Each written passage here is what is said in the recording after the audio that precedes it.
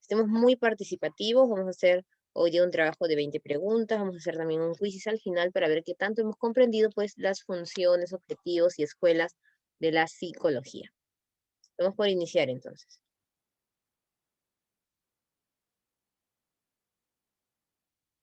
Lo primero que vamos a realizar es compartir una introducción, un pequeñito video, del cual todos vamos a conversar.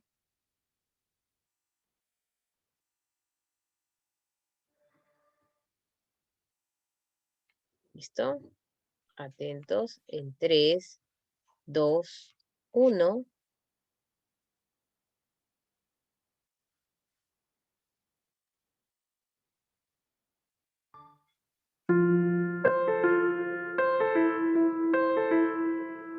Somos seres sociales y tener vínculos humanos protege al cerebro.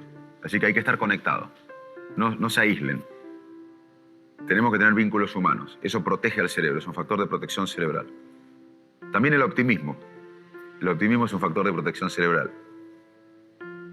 El ejercicio físico. Más allá del impacto del ejercicio físico en el aparato cardiovascular, hay un efecto directo en el cerebro, genera nuevas conexiones cerebrales, mejora el ánimo, refuerza el pensamiento creativo.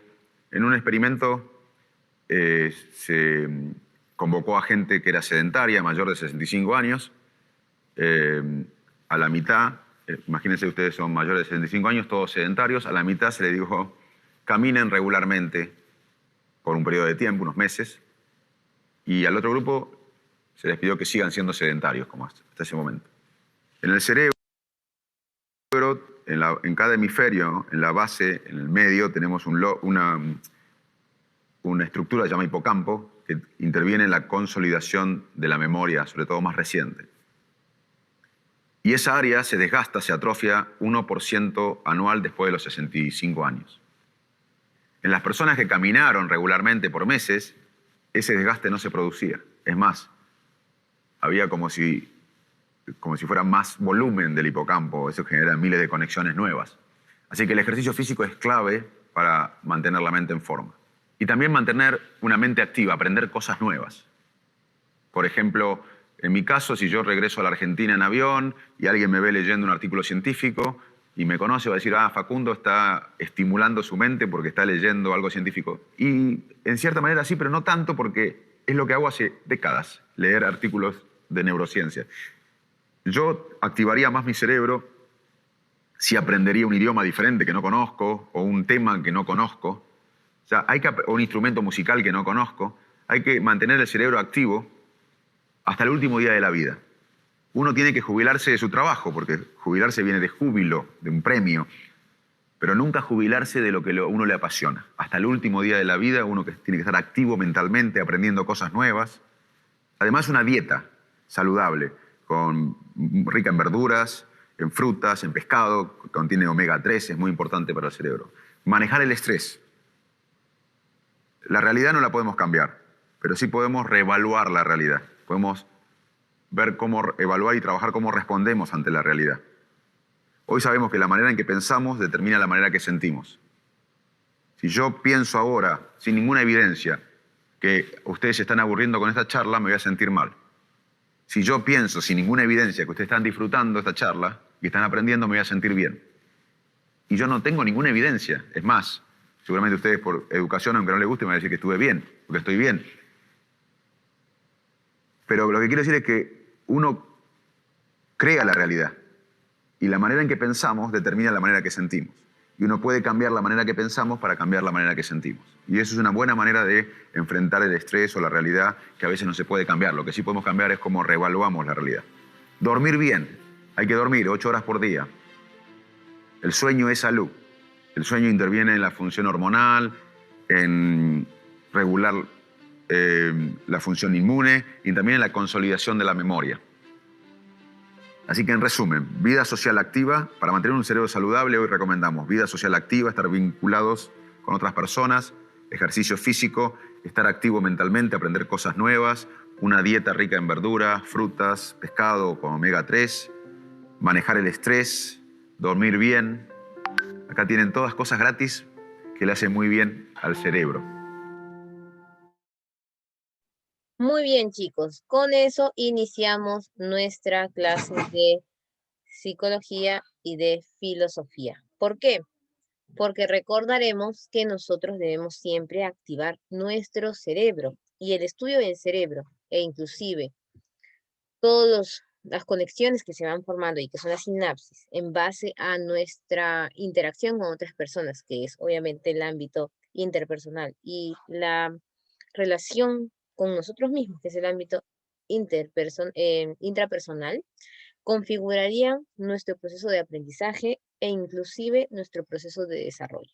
Todos los temas que hemos visto allí los vamos a aprender en psicología y algunos vamos a profundizarlos ya más que todo en base al conocimiento en filosofía. Empezamos con algunas preguntas así para que solamente las pienses, no es necesario que respondas. Nos aconsejan 6 cosas básicas para mantener nuestro cerebro activo, ¿no? Una de las cosas básicas las estás realizando, que es aprender cosas nuevas. Y cuando tú te estás preparando para la universidad, muchos temas los puedes conocer, pero los vas profundizando más, o inclusive hay temas que nunca los has visto antes y se vuelven nuevos. Luego tenemos nosotros la segunda opción, que es dormir bien. La pregunta que nosotros debemos hacer, ¿estamos durmiendo nuestras 8 horas? ¿Estamos durmiendo lo adecuado para que nuestro cuerpo pueda descansar después de toda una preparación? Entonces ahí tenemos una pregunta. Tercero, que no es menos importante, es una alimentación saludable. Recuerden que una de nuestros temas, que vamos a verlo en este caso en la semana 3, que es todo el conjunto de bases de sociales y de desarrollo que las vamos a ver juntas, en ese caso nos piden a nosotros llevar una vida saludable. Y esta vida saludable va en base a alimentarnos de forma adecuada. Eso también tendríamos que preguntarnos. ¿Nos estamos alimentando no solo de manera adecuada, sino a nuestras horas? Y por último, no menos importante, el factor del ejercicio, que es parte de lo que nosotros le decimos vida saludable. Este ejercicio, quizás algunas personas lo han comenzado a hacer más en la época de pandemia, pero otros pues han caído en un aspecto de sedentarismo. Muy bien, así podemos iniciar nuestra clase el día de hoy.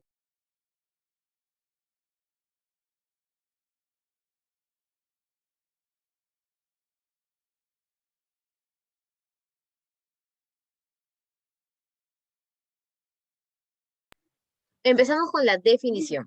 La psicología no puede decir a la gente cómo deberían vivir sus vidas, puede proporcionarles significado para un cambio personal y social efectivo. Como ustedes ya algunos de repente han estudiado pues el ámbito de psicología o conocen algunas temáticas importantes, nos vamos a dar cuenta que existen muchos mitos en base a la psicología, y más que a la psicología, al psicólogo. ¿Por qué? Porque muchos relacionan psicólogo con psiquiatra. Entonces dicen, ah, voy a ir al psicólogo porque tengo algún problema mental, estoy volviéndome loco, tengo neurosis, histeria, psicopatía, y no necesariamente es así. Otro mito clásico con los psicólogos es que vas a ingresar al consultorio de psicología y vas a salir distinto. Es decir, te cambiaron la vida, te solucionaron todo. Y no funciona así la psicología. La psicología es un proceso de orientación donde la persona misma es la que toma la decisión. E inclusive si fuese una terapia de parejas, serían las dos personas, si fuese una terapia familiar, las personas involucradas. No es una sola persona. Y el psicólogo solo te va a aconsejar en base a lo que tú le vas diciendo, no va a estar allí tampoco todos los días de tu vida, a toda hora, viendo qué respondes en qué circunstancia. Y otro mito que nosotros tenemos en la psicología es que cualquiera puede hacer el papel de un psicólogo. Te dicen, ay, pero ¿para qué vas a ir al psicólogo si el psicólogo siempre te va a aconsejar lo mismo que te puede aconsejar un amigo, un familiar? Por lo tanto, mejor nosotros te ayudamos. Y no es así. ¿Por qué? Porque la psicología es una rama vinculada a la ciencia. Por lo tanto, no aconsejan en base a experiencias solamente, sino a estudios, a métodos científicos, a procesos de desarrollo que han tenido diferentes enfoques, que es lo que vamos a ver hoy día. Por lo tanto, si bien no te va a decir cómo vivir, sí te va a ayudar a vivir mejor. Y justo es lo que hacía el primer personaje que vimos en el video, que es un neurólogo, es decir, vinculado al estudio del cerebro. Te dice cómo vivir bien, cómo mejorar tu aprendizaje y tu cerebro. Y un psicólogo, apoyado de ello, te dirá cómo puedes intentar ser feliz y satisfacer tus necesidades básicas o psicológicas. ¿Quién es Albert Bandura, por cierto? Es uno de los representantes del aprendizaje, del desarrollo cognitivo de las personas.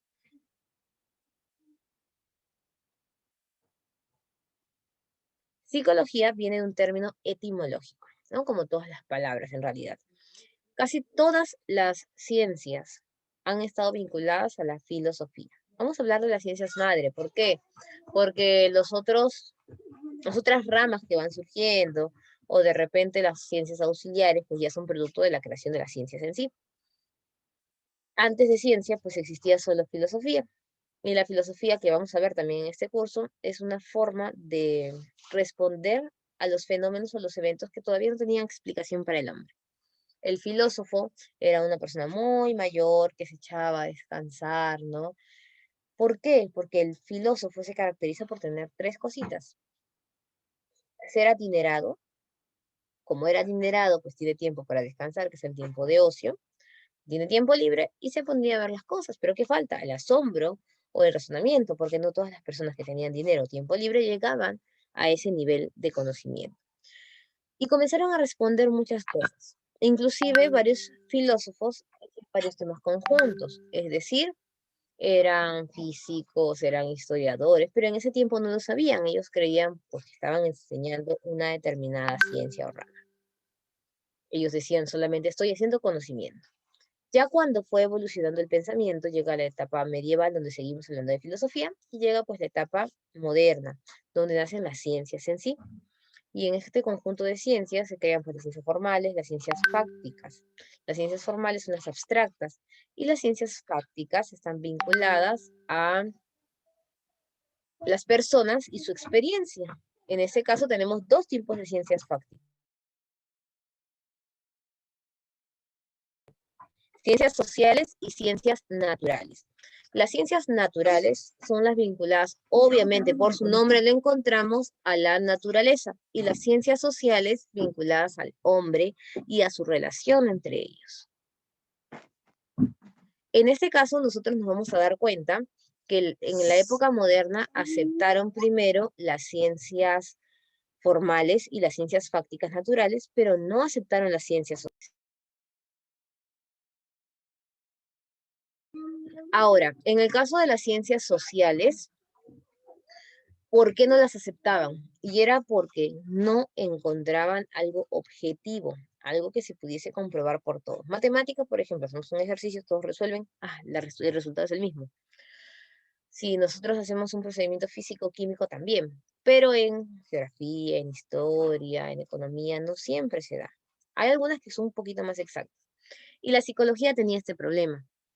No encontrábamos una teoría que pueda condicionarse a todas las personas, sino tendríamos varias teorías por temática. Por eso estudiamos teorías de la psicología en personalidad, teorías del aprendizaje, teorías del desarrollo, etcétera, ¿no? Entonces ya más o menos hemos visto cómo ha evolucionado la ciencia. Pero como empezamos al inicio, eso nace de la filosofía. Entonces, etimológicamente significa estudio, que es logos, del alma, que significa psique.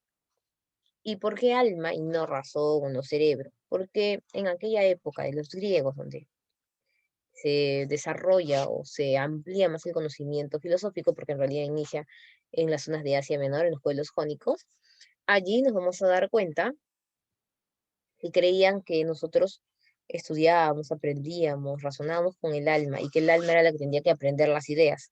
Entonces, por eso la razón era sinónimo de alma. Ya, conforme ha evolucionado la psicología, el concepto etimológico no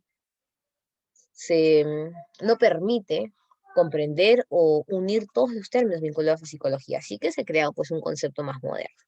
Los conceptos también han ido variando. Se pasa del estudio del alma, por ejemplo, al estudio de la conducta, porque lo primero que todos vemos de una persona es su conducta, pero luego se dan cuenta que la conducta responde a un proceso mental. Entonces sería el estudio de la conducta y los procesos mentales. ¿Hay una palabra que defina esto de conducta y procesos mentales? Sí, se llama comportamiento. Por eso ahora la psicología es la que estudia el comportamiento humano y resume pues todo proceso, tanto visible como mental. ¿Cuáles son los objetivos de la psicología? ¿O qué va a realizar un psicólogo cuando tiene comunicación contigo en una terapia? Lo primero que va a hacer un psicólogo en base a los objetivos de la psicología, que son estos 4, es describir. ¿Qué va a describir? Lo primero que describen es lo más visible, tu conducta, porque casi siempre llegamos nosotros al psicólogo por una problemática, que es de conducta.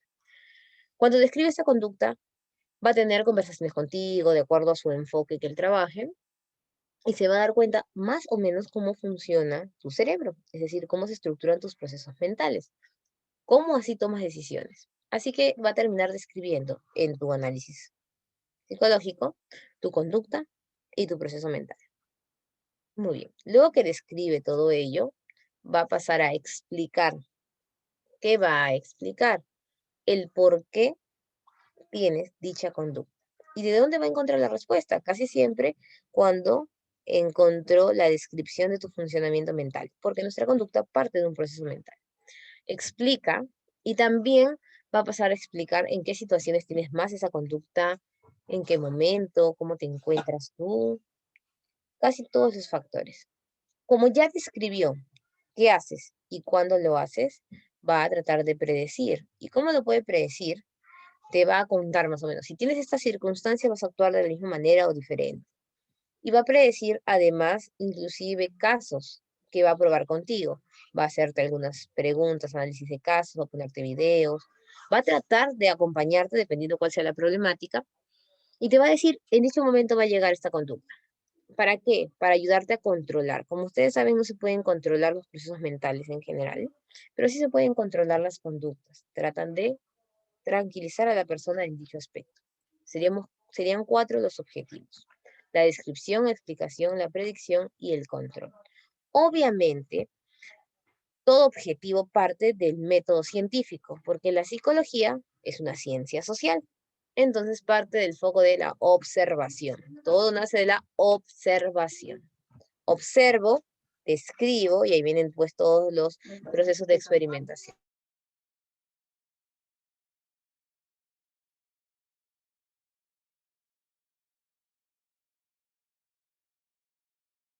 La psicología es una ciencia y también una profesión. ¿Por qué?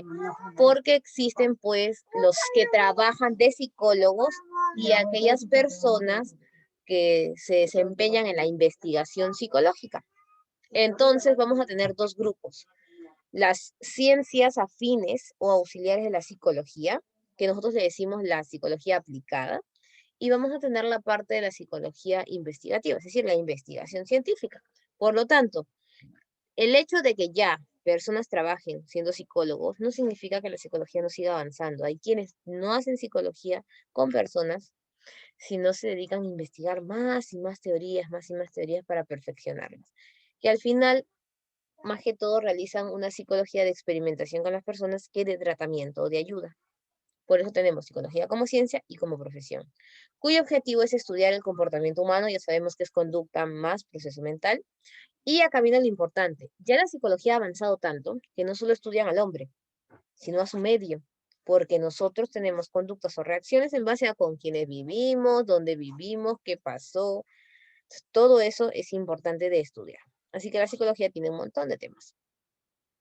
Así lo que se busca es promover una salud mental, e inclusive bienestar y calidad de vida. ¿Qué significa ello? Lo mismo que cuando uno acude a un médico por algún malestar. Casi siempre cuando vamos nosotros al doctor, cuando nos sentimos mal. ¿Y eso qué? Cuando nos sentimos muy mal. Porque si a ti te duele la cabeza, te da gripe o algo te molesta, inmediatamente vas a la farmacia. Entonces no es el doctor en sí, solo te estás automedicando. Luego vas al doctor cuando ya pues te sientes demasiado mal y no le encuentras solución en la farmacia. Y el médico te dice, ¿por qué esperaste tanto? Entonces dices, no, es que estuve tratándome. Y no solo te llama la atención por un tratamiento de automedicación, sino que inclusive te llama la atención por esperar a estar mal para ir. Porque dice que nosotros deberíamos ir al médico seguido para revisarnos, hacernos un chequeo de cómo estamos. Nada más. Igualito pasa con la psicología mental. Nosotros esperamos tener alguna depresión, algún problema, alguna carga emocional para acudir a un psicólogo, cuando deberíamos ir siempre, sacar una cita para conversar con él y prevenir estas situaciones que al final no van a permitir tener una salud mental. Recuerda que la salud del ser humano es completa, es una salud integral y esto es física y mental. Está constituida y orientada por distintos enfoques y líneas de pensamiento, que constantemente se ven actualizados por las investigaciones, como yo les digo, siguen haciendo investigaciones psicológicas, para cumplir, ¿qué cosa? Los objetivos de la psicología.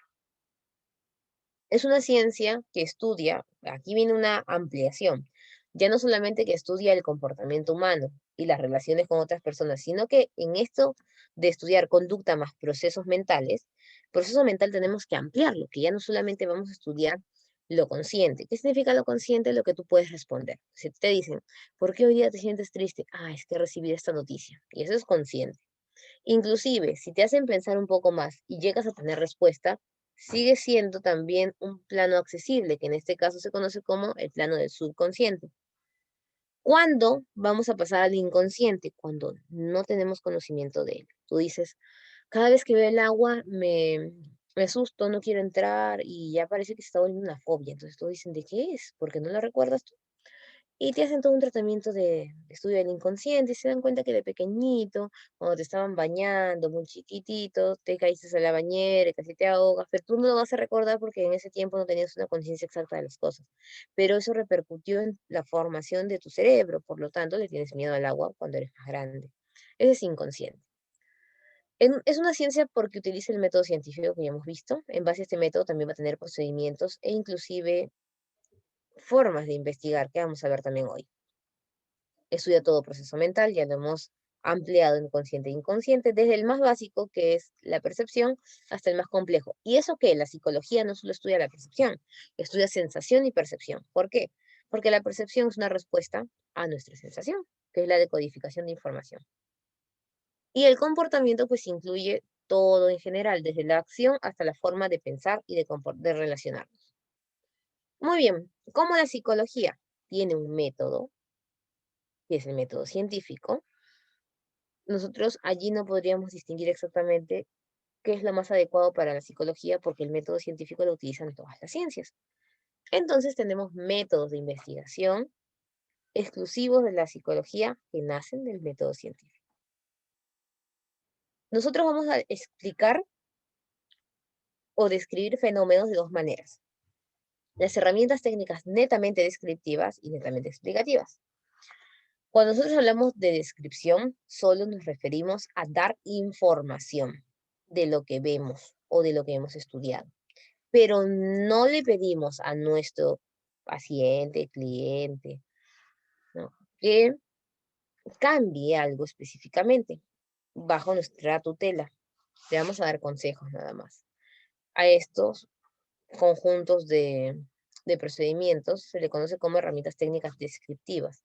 Y están las observaciones. Cuando dicen observar es mirar. Ni siquiera tienes contacto con la persona. Solo te paras y miras. Ay, es que hemos visto que Pepito siempre está distraído en clase. Entonces la psicóloga educativa va al aula de Pepito y lo mira, él es Pepito, le dice la profesora. Entonces mira su comportamiento, ve cómo conversa con sus compañeros, ni siquiera llama a Pepito todavía. Luego se da cuenta que sí, Pepito tiene un problema de comportamiento en aula. Entonces lo cita para evaluarlo, porque le dice, nos hemos dado cuenta que de repente Pepito puede tener un problema de hiperactividad o puede ser un tema de ámbito familiar. Vamos a hablar con Pepito. Entonces lo citan a Pepito a psicología y le hacen preguntas, entrevistas, no test, todo ello. Sigas recogiendo información porque no le estás preguntando muchos datos a Pepito en sí, solo que respondan y de ahí sacas la conclusión. Y por último, si más o menos queda la duda, no, yo creo que sí el problema es más que todo de ámbitos familiares. Vamos a contarles casos a Pepito. Pepito, ¿qué pasaría si Pepito responde, ¿no?, en base a lo que su mamá dice, que su papá dice? Entonces nos damos cuenta, en base a este estudio de caso, él dio respuesta a lo que le pasa en casa. Listo. Todo es observación.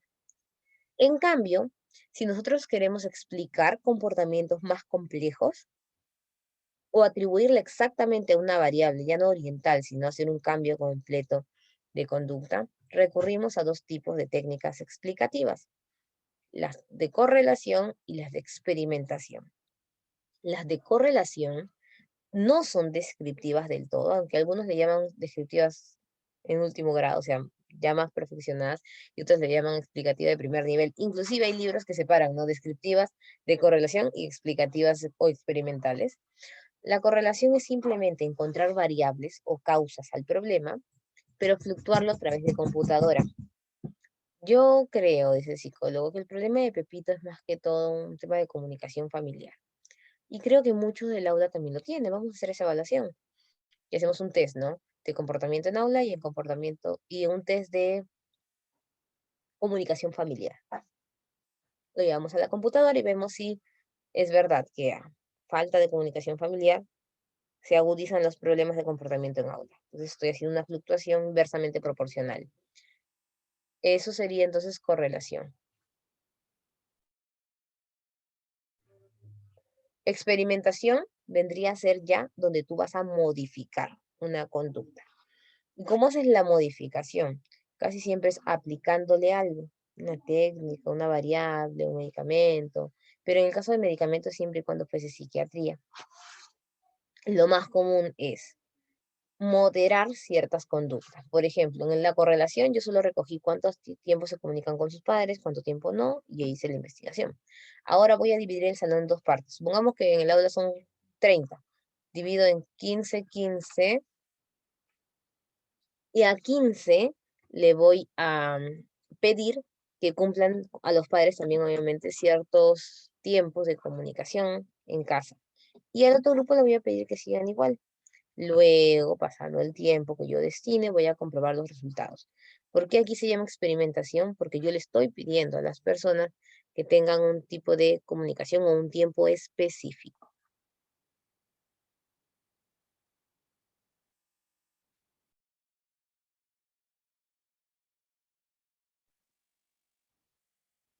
Observación natural, métodos que se utilizan, obviamente en el primer plano, de descripción, mirar.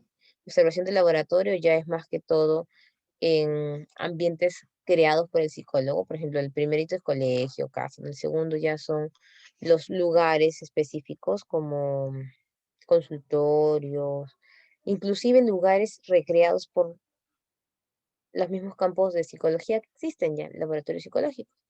Estudio de casos es una técnica que todos utilizamos, inclusive hasta en clases nos hacen hacer ello. Pueden ser a través de películas o la lectura de casos, historias, entrevistas o cuestionarios que todos hemos llenado. Están estas preguntas predeterminadas, no se dan al azar. Se pueden añadir una que otra, pero la mayoría ya están configuradas. Y las pruebas estandarizadas son de inteligencia, aptitud, personalidad, aprendizaje, que son para marcar casi siempre, ¿no? Y que arrojan un resultado estadístico.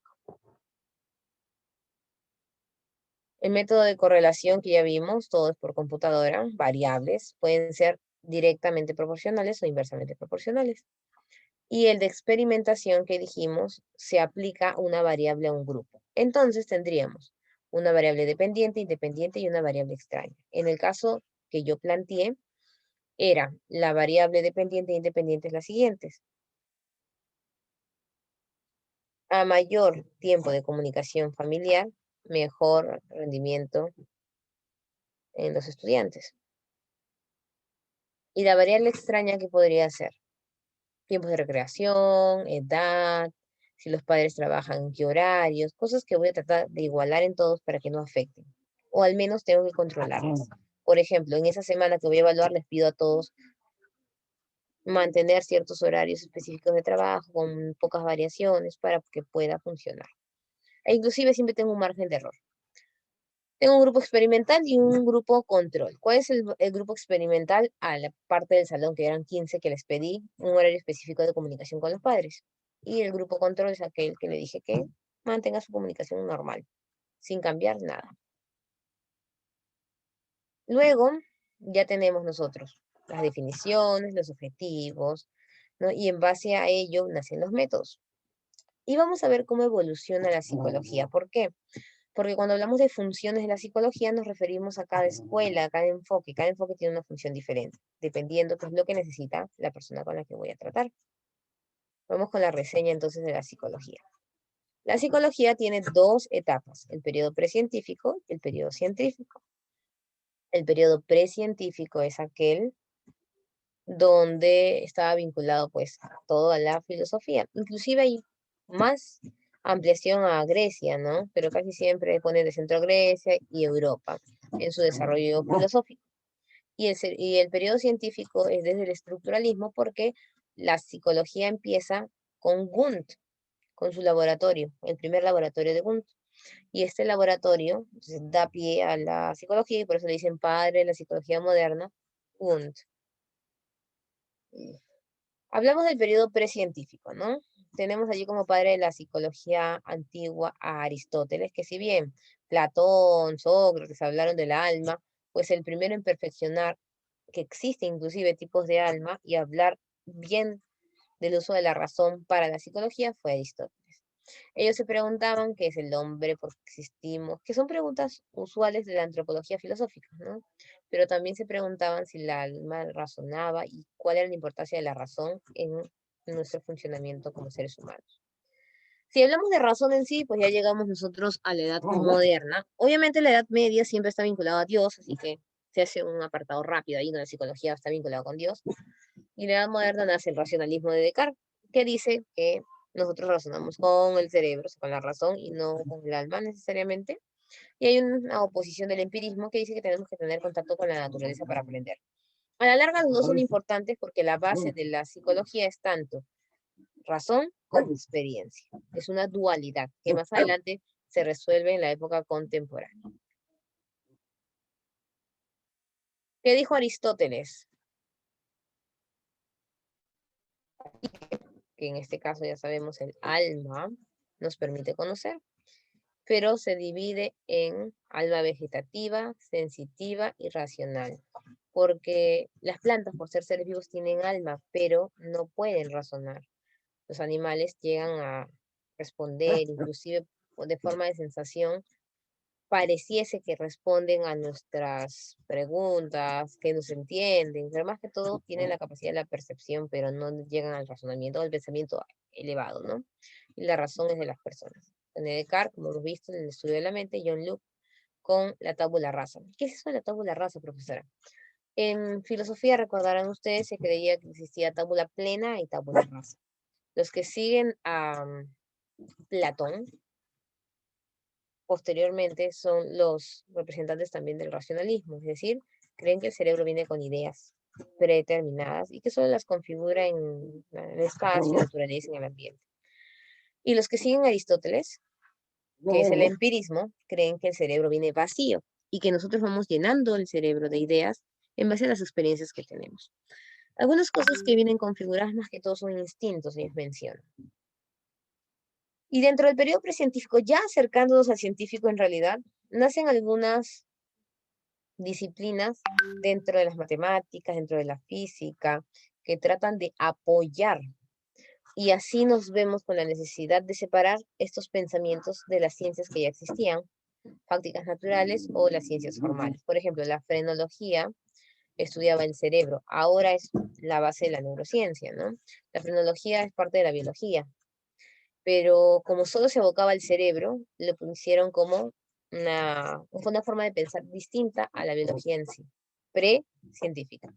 La psicofísica trataba de relacionar todo lo que es nuestras conductas a la capacidad que el cerebro tiene por asimilar peso, volumen, por eso es psicofísica. Y aquí ya empieza pues el periodo científico neto, es decir, las escuelas de la psicología. Tenemos primero el estructuralismo, que es la base. Junto con el estructuralismo vamos a tener el funcionalismo, porque el funcionalismo nace en oposición al estructuralismo, pero el primerito fue el estructuralismo con Wilhelm Wundt, que es el padre de la psicología moderna y es el primero en crear el laboratorio científico, ¿no? En el 79, inclusive hay fechas que le dicen desde el 74 al 84, porque es todo un proceso de instalación y de difusión. ¿Qué decía el estructuralismo? Ellos estudian el cerebro, todavía no completo, porque recuerden que recién se estaba empezando a abrir el cerebro. Antes, en la Edad Media, se consideraba tabú todo lo que estaba en el cerebro porque no podías tocar el cráneo y abrirlo, porque se supone que era sagrado, Dios solamente podría hacer ello. Entonces pasamos a el estructuralismo, ya comenzar a ver cómo funciona nuestro cerebro. Este estructuralismo se basa más que todo en la mente, con cuáles son sus partes, cuál es el hemisferio, cuáles son los lóbulos, ¿no? Dónde se dan, quiere encontrar siempre respuesta o ubicación a todo, pero no habla de la conexión que existe allí. Como es bien exacta por ubicación, como si fuese un plano cartesiano, ¿dónde está ubicado mi sentimiento de amor? ¿Dónde está ubicado mi sensación tal? Entonces, en ese caso, sigue las matemáticas. Y el carácter de la introspección, que es obviamente acudir al pensamiento o a las ideas de las personas en su plano consciente, no inconsciente. Entonces se encargan de estudiar fenómenos complejos, cómo se conectan esos fenómenos y de leyes, porque todavía están vinculados mucho pues a las matemáticas. Y él es, es un fisiólogo. Schiller, que es un seguidor de Wilhelm Wundt, es filósofo, entonces como es fisiólogo está también vinculado al tema de la neurociencia, que ahora se llama así. En esa época, neuroanatomía. Luego viene el funcionalismo, que está en contra del estructuralismo. Ellos dicen que nuestro cerebro puede tener partes, todo, pero las ubicaciones exactas de los procesos no son en un determinado lugar. Puede estar allí la conexión principal, pero necesitas el funcionamiento de todo tu cerebro. Hay una relación y esto se da gracias a la adaptación del hombre. ¿De dónde deducen eso? De Darwin? ¿Se acuerdan del proceso de adaptación? El que mejor se adapta sobrevive. Entonces dicen que el cerebro puede ser igual en todos, pero necesita adaptarse. Por eso es que los antiguos pobladores, e inclusive el proceso de desarrollo del homínido, tenía o tiene razón, pero esta razón va mejorándose hasta desarrollar la parte frontal en base a las situaciones que se le presentaban al hombre. Ahí está James como representante, William James. En cambio, en el estructuralismo es Wilhelm Wundt o en ese caso Tishner, pero más que conocido es Wilhelm Wundt. Y en el caso del funcionalismo es William James. James. Ellos son más de biología, el otro era matemática y esto es más biología. Ven entonces todo el proceso de estímulo-respuesta, cómo el hombre reacciona en el medio, y de allí van a ser el conductismo clásico. Psicoanálisis es una rama donde el centro está Sigmund Freud. Sigmund Freud es el autor de las ideas del psicoanálisis que tratan de no estudiar ya el consciente, sino el inconsciente. Dicen que muchas actitudes del hombre no tienen respuesta en el mismo hombre, sino en lo que le pasó antes que no recuerdo. Ellos estudian el ello, yo y superyo, el consciente, preconsciente e inconsciente. Preconsciente es como el subconsciente, lo que va a pasar. Al consciente, los dos se conoce, pero el inconsciente no se puede. Necesitamos ayuda para poder evocarlo. Y el ello, yo y superyo no es nada más y nada menos que la configuración de la conducta de la persona. El yo eres tú, tus respuestas. El ello vendría a ser todo lo que quieres hacer como un animal no racional, porque es instintivo, y el yo vendría a ser ya lo mezclado con lo racional. Y el super yo vendría a ser esto que te genera la razón, las normas morales. Entonces, la unión entre lo que quiero hacer instintivamente y mis normas sería el yo. Lo correcto es que tenga un equilibrio. Lo incorrecto sería que solo me deje llevar por el ello, que es la parte placentera, o solo por la moralidad y que al final pues viva abatido sin haber podido satisfacer necesidades básicas, porque el placer es parte de ello, solo que no se pone como en primer plano. La reflexología. La reflexología es la base previa al conductismo. ¿Qué es eso, profesora? Ya. Por aquí, el funcionalismo mencionó esto de estímulo-respuesta. Si tú colocas un helado o exprimes un limón frente a una persona, comienza a salivar. Es lo común, un estímulo-respuesta del cuerpo. La reflexología creía que nosotros podríamos llegar a manejar estas respuestas. Y el representante más importante es Pavlov. Algunos lo consideran a Pavlov conductista ya. Otros lo separan en la reflexología porque recién estaba haciendo las pruebas previas con los animales. Y la prueba más utilizada pues de Pavlov, en este caso, es la del perrito, que le colocan, ya recuerden ustedes, la carnecita para que salive y le ponen una campanita cada vez que le colocan la carne. Entonces el perro luego comienza a salivar con la campana, ya no solo con la carne. Y el conductismo ya es lo mismo, pero más desarrollado, es decir, va vinculado al hombre, ya no solo con pruebas animales. Se siguen haciendo algunas como el del gato e inclusive como el del ratoncito, pero casi siempre probado para el hombre. Y llega a desarrollarse un poquito más. Thorndike nos dice que hay un estímulo-respuesta fijo del sistema nervioso del hombre. Y luego aparece Skinner, que nos va a hablar del conductismo operante, es decir, no solo podemos predecir estímulo o respuesta, sino inclusive podemos hacer que responda más veces con la misma respuesta primogénea si lo premiamos, o podemos extinguir esa respuesta si lo castigamos. Lo ideal es premiarlo, darles refuerzos. La Gestalt es una teoría que trata de estudiar el cerebro como un todo, es decir, no que la partecita, que el funcionamiento se estudia como un todo, el ser humano es un todo. Por lo tanto, todo su pensamiento siempre va a ser global y el cerebro tiene la capacidad de captar imágenes a 360 grados de cabeza echadas si no están completas. Por eso que la Gestalt es la pionera de las leyes de la percepción, figura fondo, de cierre. Y la parte cognitiva es cuando tratan de estudiar el aprendizaje. Como ya estudiamos la parte básica, decimos el hombre aprende, claro, el hombre se desarrolla. El primero, el mejor exponente de todo ello es Jean Piaget, que habla del desarrollo del hombre por etapas, hasta la etapa de la adolescencia y ya en la adultez. Y existen casi la mayoría de cognitivos que terminan perfeccionando lo de Piaget. Aquí están todas las escuelas en resumen. Vemos el estructuralismo, estructura de la conciencia, sensación, imaginación, introspección, Wundt, funcionalismo, conciencia también, pero acá funcionamiento, hábitos y emociones, todos en introspección, James. La gestal ya es la conciencia completa, no es ni estructura ni funcionamiento, todo junto. Percepción e inteligencia, percepción es lo que más estudian, aumentan la observación. Psicoanálisis del inconsciente, es un estudio clínico de análisis, de terapia, ¿no? De tratar de hacer lo que generalmente las personas consideraban la hipnosis, pero ellos no lo ven como algo tan mitológico, cosmológico, sino común. Pero sí hay una rama del psicoanálisis que quiso separarse de la psicología y ser la ciencia del psicoanálisis. Conductismo, todo lo que es aprendizaje, igual que el cognitivismo y constructivismo, humanismo es aprendizaje, solo que el conductismo es un aprendizaje más módico, y los otros tres son aprendizajes y desarrollo de la persona. Humanismo más lo que es la personalidad, tratar de llegar a la autorrealización del hombre. Todo es importante, pero más importante que el aprendizaje en sí es inclusive su amor propio, la autoestima, la satisfacción y el éxito.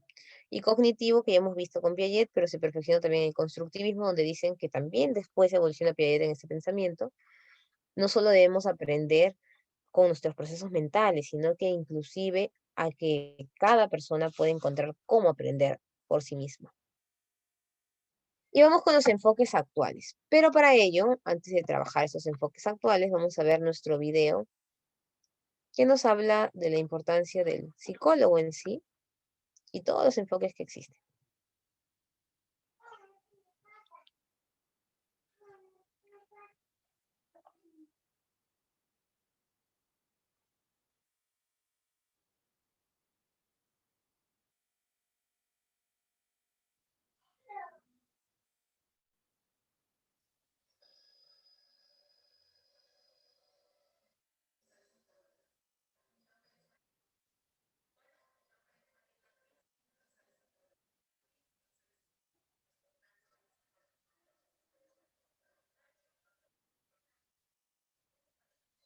Muy bien, vamos a mostrar ya nuestro video, el papel del psicólogo en la sociedad. Y de ahí nos quedaría un videito más al final, más o menos. La sociedad, bueno, pues para que ustedes lo sepan, el psicólogo no solo se dedica a dar consulta clínica, también tiene espacio en las escuelas, en las organizaciones o empresas y en la comunidad, o sea, a nivel social. El psicólogo abarca muchas áreas de la vida del ser humano y justamente lo que busca es hacernos sentir bien, generar un bienestar en donde quiera que se desempeñe su trabajo. Por eso es tan importante el psicólogo. Entiendo que la imagen del psicólogo de alguna manera ha ido evolucionando con el tiempo. Hace muchos años era un tabú ir al psicólogo, incluso la gente decía que era solamente para quien estaba loco o muy mal. Hoy, aunque hay más personas también que todavía lo dicen, hoy nos encontramos con una mayor aceptación a nivel social acerca de la figura del psicólogo. Porque yo soy psicóloga, les puedo hablar sobre la importancia y ustedes entenderán que trato de poner en alto mi profesión.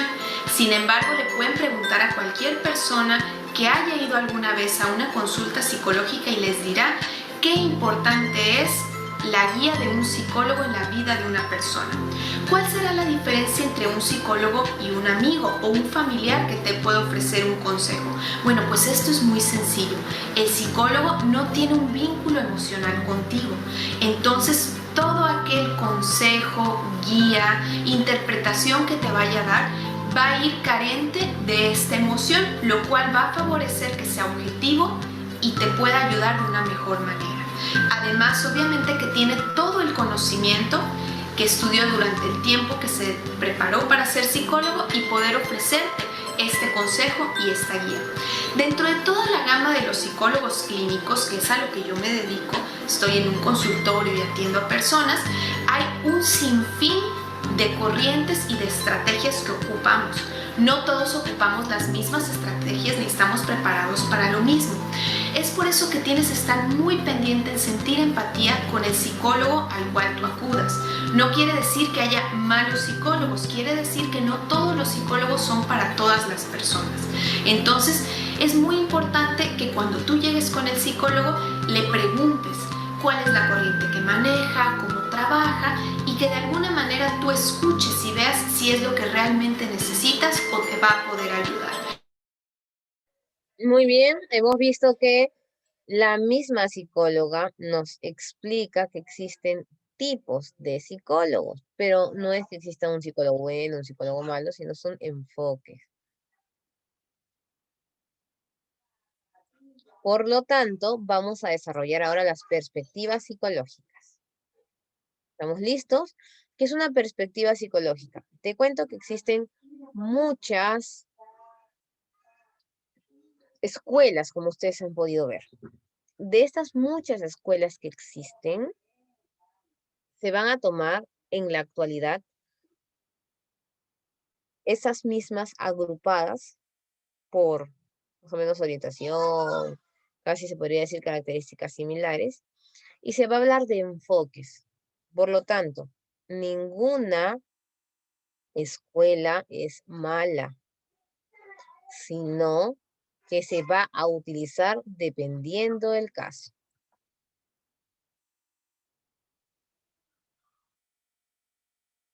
Vamos a empezar con las perspectivas o enfoques.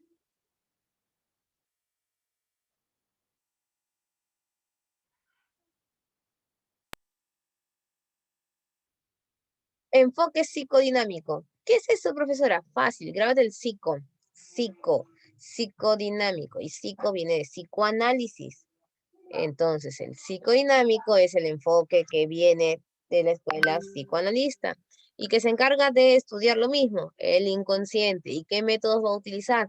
Los métodos de hipnosis, de terapias, ¿no? Va a ir siempre te va a preguntar, ¿y cómo era tu familia de pequeño? ¿Y qué pasó? Inclusive todas esas imágenes, recuerdos, fotos va a utilizar.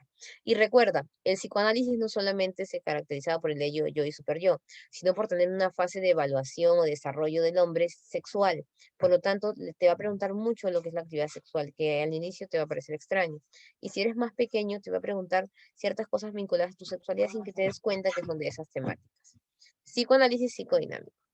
Humanista es la versión de Carl Rogers, tiene el mismo nombre de la escuela. Escuela humanista es enfoque humanista.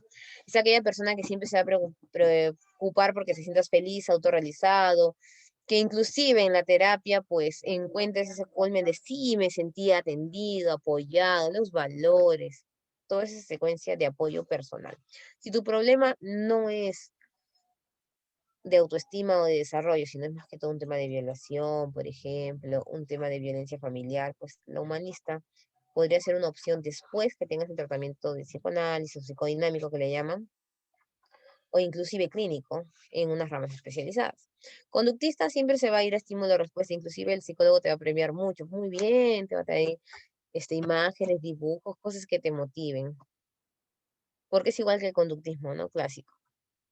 Biopsicológico vendría a ser una rama vinculada del estructuralismo y de lo que se conocía en la etapa científica como la frenología. No es nada más y nada menos que el estudio del cerebro, lo que ahora se conoce como neurociencia en el lado de la biología. Y cognitivista es lo mismo, todo tema de aprendizaje, siempre van a ir las personas ahí cuando tienen problemas de aprendizaje o problemas de desarrollo cognitivo, por eso es cognitivista. Y vamos con el área de la psicología. Vamos a cerrar ahí. Ya vimos nuestro pequeño videito. Vamos con nuestro último video del área de la psicología. ¿Qué significa eso, profesora? Ya existe un tipo de enfoque de cada psicólogo, pero tampoco vas a ir a cualquier psicólogo. ¿A qué se refiere? A que existe nada más y nada menos que obligatoriamente un psicólogo especialista en cada temática. Voy a ir a un psicólogo educativo y voy a encontrar un psicólogo educativo con la rama psicodinámica, con la rama cognitiva, con la rama humanista. Voy a ir a un psicólogo clínico de la rama psicodinámica, biopsicosocial, cognitivo. O sea, los enfoques van a estar en todo tipo de psicólogo, pero se especializan en algo, así como cuando vas a un médico. Hay pediatra, hay oculista y siguen un método específico. Listo. Vamos entonces para las áreas de la psicología.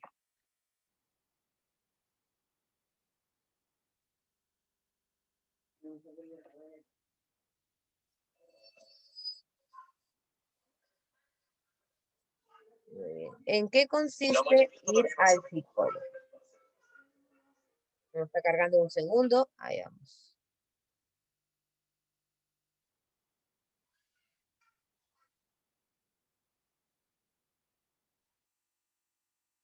Vamos a ver un poquito nada más el video. Igual les voy a dejar el enlace. Informarte un poquito del psicólogo al que quieres ir, Ahí estamos. desde el psicoanálisis, MDR, teoría cognitivo-conductual, terapia breve estratégica. Es decir, hay diferentes abordajes terapéuticos y debes informarte un poquito del psicólogo al que quieres ir, de qué manera trabaja, cuál es su teoría o su modelo. Porque así sabrás un poco en qué va a consistir la terapia, a qué aspectos dan más importancia, etcétera. Una vez has elegido el psicólogo y te decides a ir, en primer lugar lo que va a suceder es que el psicólogo va a trabajar la alianza terapéutica, que se dice. Va a estar en una primera visita pues conociéndote, que le cuentes un poco cuál es tu problema o qué te ha llevado hasta allí.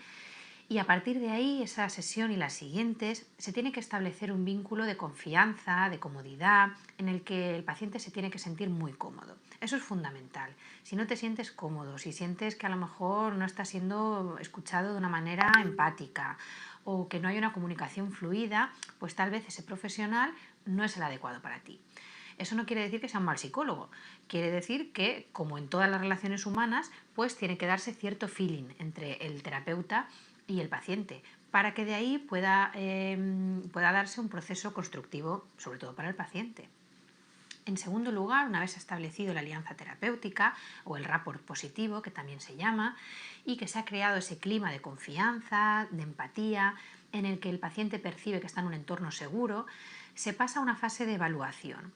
Esta fase va a depender mucho del abordaje terapéutico de cada psicólogo, el cómo se va a llevar a cabo. Es posible que te pasen test, cuestionarios, que te den algunos registros para cumplimentar en casa o que no tengas que hacer nada de eso. Dependerá de cada profesional. Esta fase de evaluación está destinada a conocerte en profundidad y conocer bien qué es lo que está pasando, qué te está pasando, cuáles son tus problemas, tus necesidades, etc. A partir de esa fase de evaluación, que es fundamental, se va a diseñar toda la intervención, es decir, se van a establecer los objetivos terapéuticos. Los objetivos terapéuticos se hacen conjuntamente entre el paciente y el psicólogo. Es decir, el paciente viene con una demanda, pues yo quiero mejorar estos aspectos de mí, pues no sé, mis relaciones sociales, o la ansiedad porque estoy muy ansioso y tal, o quiero aprender a manejar el estrés. Pero probablemente el psicólogo, que te habrá conocido en profundidad, a través de la evaluación, te pueda sugerir otros objetivos que a lo mejor tú no habías identificado, pero que puede ser positivo para ti trabajar. Una vez establecidos los objetivos terapéuticos, se pasa a la fase propiamente de intervención. Los objetivos se van a revisar a lo largo de toda la terapia porque pueden ir surgiendo situaciones nuevas, el psicólogo puede detectar nuevas necesidades o el propio paciente, por lo tanto no es algo estático ni fijo, se parte de una base, de un punto de partida, pero luego va a ir modificándose o ampliándose a lo largo de la terapia. Lo que es la terapia en sí, es decir, lo que vamos a hacer para conseguir esos objetivos, también va a depender mucho del psicólogo con el que estés trabajando, de cuál sea su abordaje terapéutico. Por ejemplo, si estás con un psicólogo que trabaja MDR, pues va a utilizar técnicas de estimulación bilateral. Si estás con un psicólogo cognitivo-conductual, utilizará, pues va a trabajar mucho la parte cognitiva, de pensamientos, de identificar pensamientos que te hacen daño, ideas irracionales, etc. El psicoanálisis, pues es otro tipo de abordaje que va a destinarse a un trabajo mucho más profundo, más largo, etc. Lo que van a hacer en todos los casos es utilizar una serie de recursos, de técnicas o de dinámicas para los que están ampliamente formados y que te van a ayudar a conseguir tus objetivos. Es Muy bien, ya vimos cómo funciona más que todo el tema de las terapias. Jim, todo esto que hemos visto lo vamos a ver en general en cualquier tipo de área de la psicología. Estos pasos siempre se van a dar, solo que nosotros vamos a acudir al profesional que necesitemos. Dice psicología básica, a él no vamos. ¿Por qué no vamos, profesora? Porque él se encarga de la investigación de psicología, es el que aumenta la información, las teorías, todo él no tiene contacto. ¿Te acuerdas que dijimos? La psicología de investigación básica. Y la psicología aplicada sí es el que vamos. Psicología educativa, ¿cuándo vas a ir? En realidad, más que ir, te derivan. Eso pasa en los colegios, porque ven que los estudiantes no aprenden rápidamente, se distraen, o inclusive pueden ver que tienen algunos problemas en familia. Si el tema es netamente educativo, él lo resuelve, pero si ve que es más allá de eso, por ejemplo, ansiedad, problemas, violencia familiar, lo va a derivar al psicólogo clínico, se encarga de esos temas.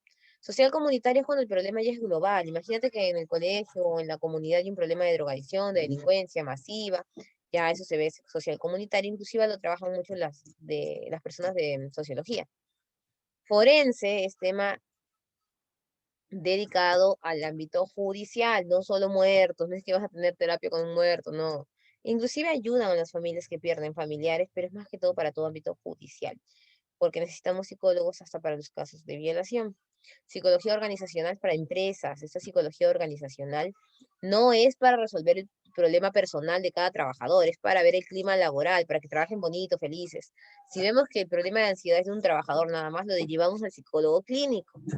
Deportiva, obviamente, pero es el ámbito pues de los deportes, juegos deportivos, olimpiadas, porque casi siempre tienen que estar preparados estos profesionales para el tema de las derrotas. Inclusive para aceptar las victorias, porque muchas victorias comienzan a configurar una psicología diferente en la persona.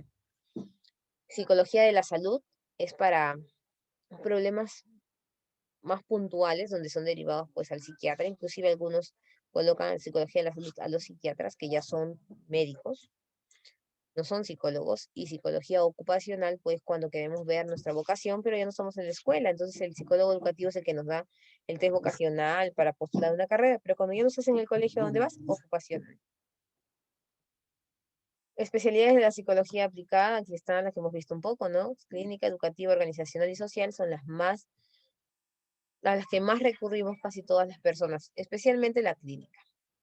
Muy bien, chicos, terminamos aquí. Vamos a hacer un quizzes el día de hoy, un pequeño quizzes que va a probar nuestros conocimientos de las escuelas y de las teorías. Voy a enviar el código para que ustedes puedan probar sus conocimientos. Ingresamos, ya saben las reglas de los quizzes. Pueden ingresar con su nombre o con un seudónimo si les da vergüenza, no se preocupen. Lo que queremos ver es cómo les va y ustedes mismos puedan medir sus conocimientos. Y ahorita faltaría también resolver nuestras preguntas.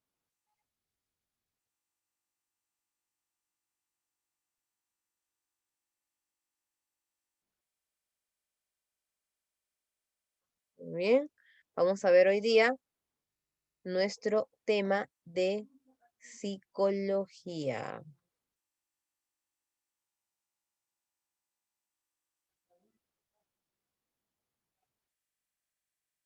Un segundo, chicos, que está cargando el código para poderles enviar. Vayan ingresando a la página de Quizzes porque igual la necesitan. Quizzes.com, solo les faltaría colocar el código, nada más.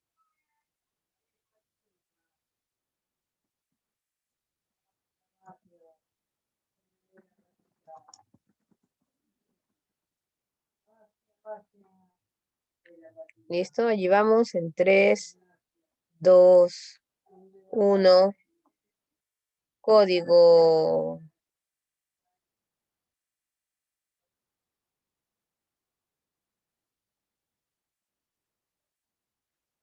Les envío código. Mientras ustedes se van sumando al quizzes, les voy diciendo algunas cosas importantes.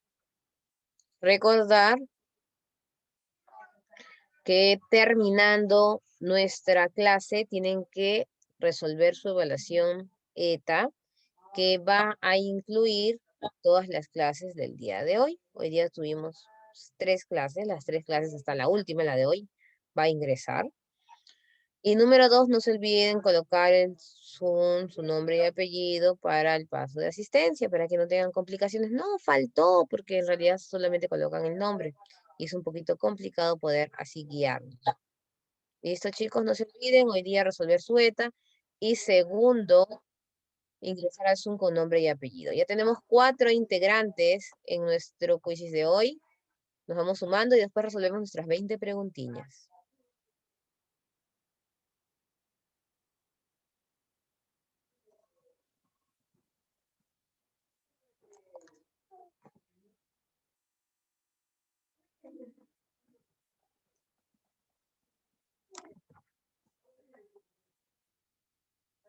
¿Listo? Nos vamos sumando ya. Seguimos 4 personas. Iniciamos en 3, 2, 1, va. Ahorita lo voy a mostrar para que todos nos vean.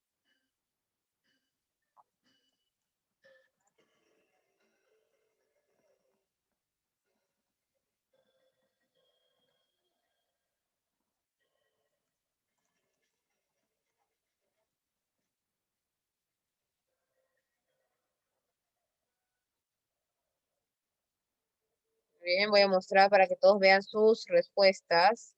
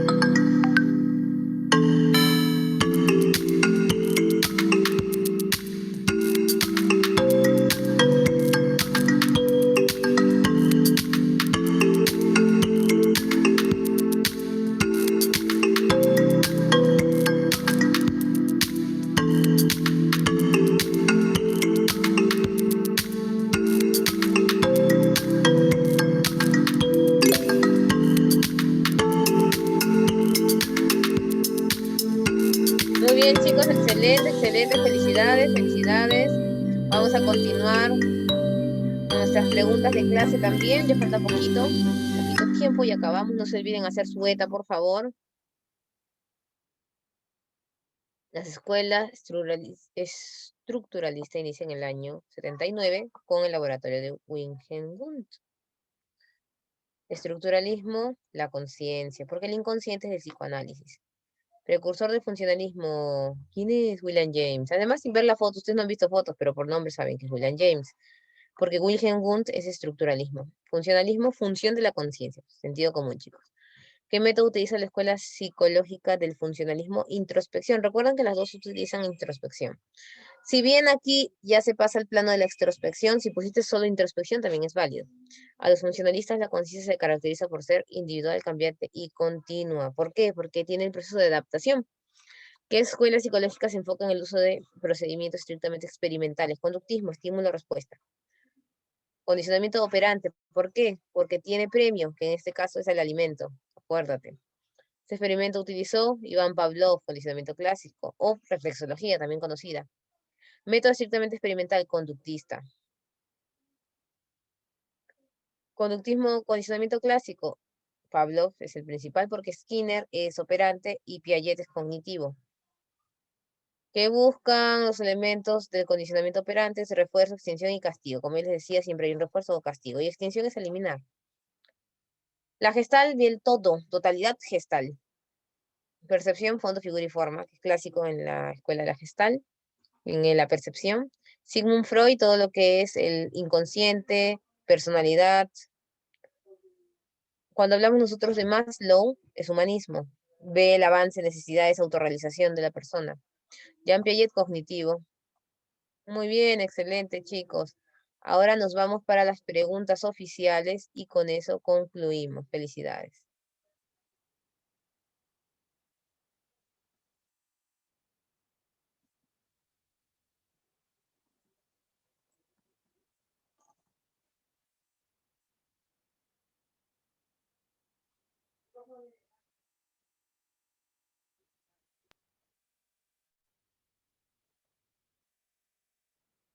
Matías opina que la escuela psicológica que debió prevalecer hasta nuestros días es aquella que utiliza como método de estudio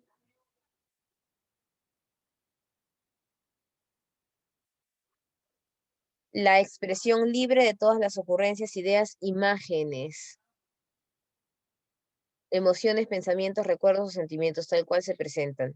Si hablamos de lo que está en nuestro inconsciente, recuerdos, pensamientos, sentimientos, psicoanálisis. María desea conocer la influencia de las formas de crianza autoritaria. Para ello iniciar una investigación. Influencia de, no vas a utilizar ningún grupo control ni nada, correlacional. El estudio de las representaciones mentales de la realidad, cómo se almacena y recupera la información en la memoria y cómo operan las estructuras del conocimiento pertenece al enfoque. Tenemos ahí humanista, gestáltico o cognitivista. Y como hablamos de mental, aprendizaje obviamente es cognitivista. En los inicios de la psicología científica, la escuela que centró sus estudios en temas que tenían un sentido pragmático para la adaptación. Si dicen adaptación, es funcionalismo. Excelente, chicos. Muy bien.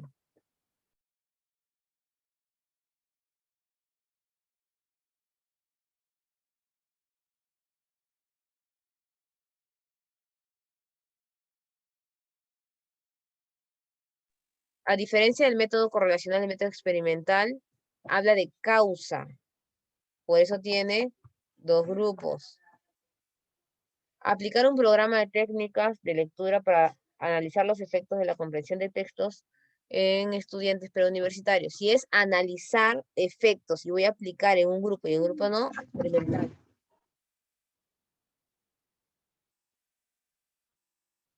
Proponer un programa para incentivar el rendimiento de los integrantes de una institución es una función a cargo del psicólogo. Si es rendimiento de estudiantes, en este caso sería educativo, pero acá es rendimiento de los integrantes de la institución, por lo tanto son de los profesores.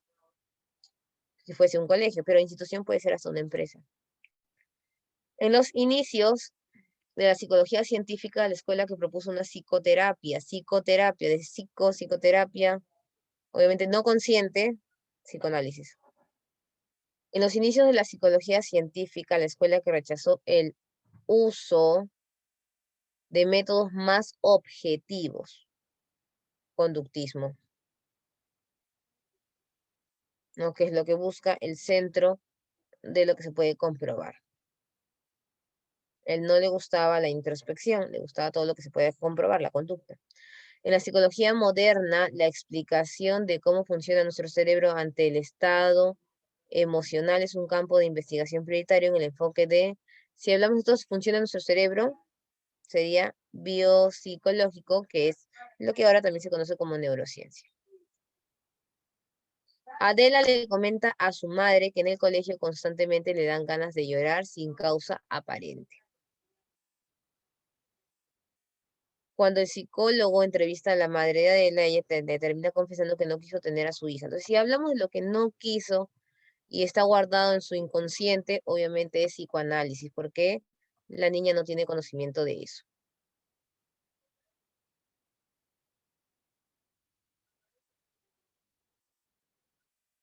Paulina es una psicóloga que evalúa a las personas que presentan las ofertas de trabajo que ofrece una empresa, verdadero y falso, en función de lo que tiene que ver con la psicología organizacional, ¿no? Paulina es de la psicología básica, no porque ya no es investigación científica. Lo que realiza Paulina es labor de psicología organizacional, por supuesto, clima laboral. Desórdenes emocionales de los trabajadores, no. Eso ve la psicología clínica, letra D. Para investigar, perdón, el impacto de un programa de intervención en adicciones a los juegos virtuales, el uso de redes sociales. Un grupo de psicólogos brinda el programa durante un año en un colegio a un grupo de estudiantes de la sección A. Lo brinda para un grupo de estudiantes, ¿no? En este caso, sería nuestra respuesta, los alumnos de la sección S en el colegio forman parte del grupo control. ¿Por qué? Porque S significa que no recibieron programa, mientras que el primer grupo sí lo recibe, que es la sección A. Ellos serían el grupo experimental. Alonso se dirige a la bodega de su barrio y pide entre varias cosas 1 kilo de azúcar. La señora de la bodega le entrega un paquete ya pesado junto con el resto del pedido en una bolsa amarrada. Al llegar a casa y sacar el contenido recibido, Alonso siente que el paquete de azúcar pesa menos del usual. Se percata que solo le dieron 900. Si hablamos nosotros de los aportes, puede ser precientífico o científico. ¿Quién hablaba de peso? Obviamente que la psicofísica, no hay de psicofísica, peso, volumen.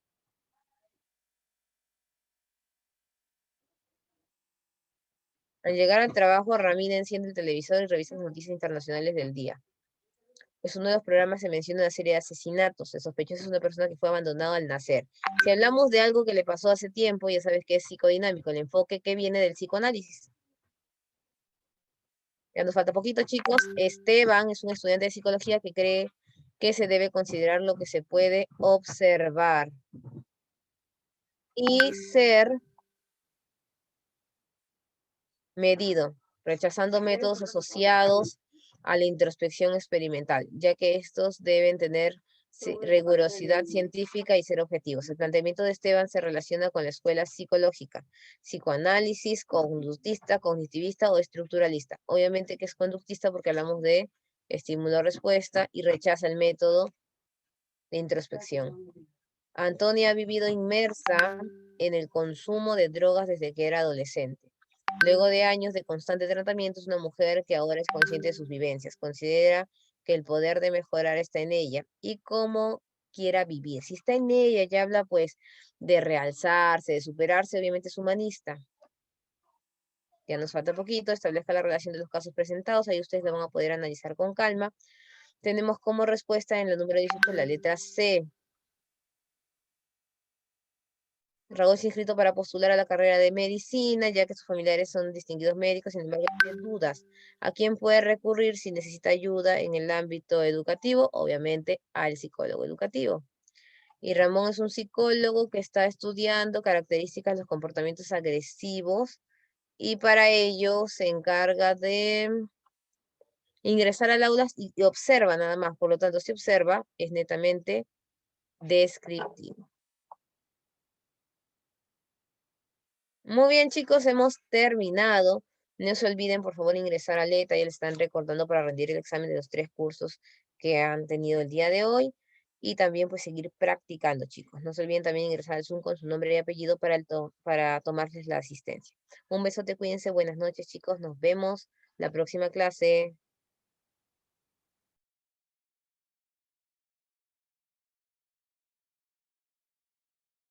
Hasta luego, chicos, cuídense, nos vemos. Hasta luego, no se olviden sus evaluaciones, por favor.